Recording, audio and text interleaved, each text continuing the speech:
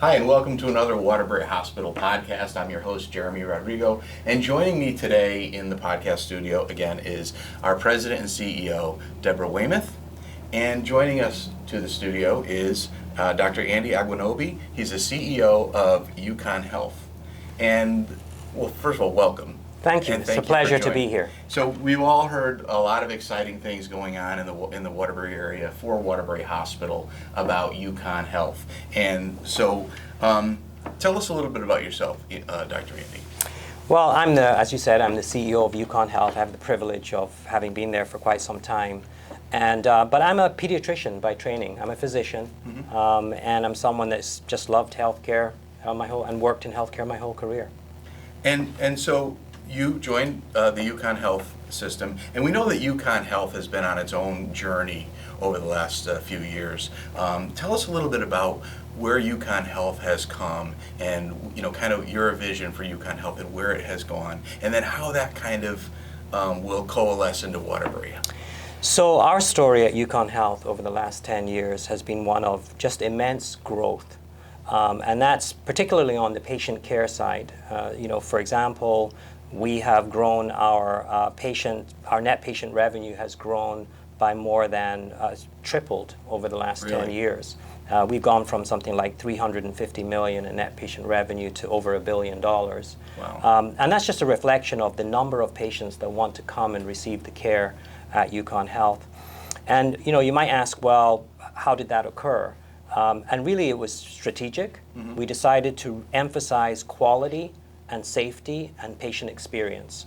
And that's what we started with. And that involved things like making sure we had all the specialties that were necessary, making sure that we were monitoring our patient experience and doing everything necessary to delight patients. Right.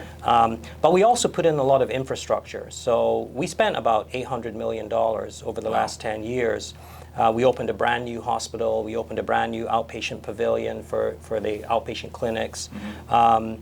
We actually installed a brand new electronic medical record, Epic, across every outpatient, inpatient, big lift. But we're also an academic institution. Yeah. So we grew our School of Medicine by over 4%. We grew our School of Dental Medicine by over 10%, and so on and so forth. So a lot of changes, all very positive, but ultimately aimed at serving the patients in Connecticut. And that's excellent because your reputation in the state is, stellar. Well, we're the only public academic medical center in Connecticut, and we see it as our mission to help serve all of the people of Connecticut. And that's one of the reasons this is so exciting to us with Waterbury, is that we believe strongly, as does, of course, Deborah and the Waterbury team, leadership and employees, that this region deserves access to health care and deserves that health care to be the highest quality, highest safety, best patient experience. That's already being provided here today, but together I think we can build on that and take it to the next level. Yeah, I couldn't agree with you more. As somebody who lives in this area and who's worked at this hospital for a long time, I couldn't agree with you more. We're delighted that this is happening. So, Deborah, tell us about what this partnership kind of means to you. You've been through this roller coaster ride that we've been on for the past few years. Yes. Tell us what this partnership means to you. So, at the end of the day, Jeremy, it's really about stability and consistency. So we've, as you said, the roller coaster ride, questioning, will we be here? Who will our owners be? What form will the future hospital take? And this answers much of that for us going forward, and it assures that we will be here in the future. As you know, this hospital's been here 100 years. Right.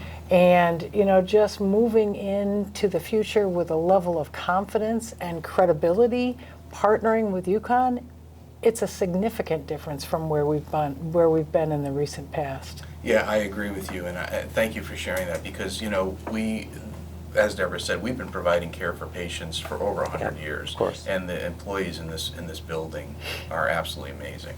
And our whole health system in general are amazing, so we're glad that you're here.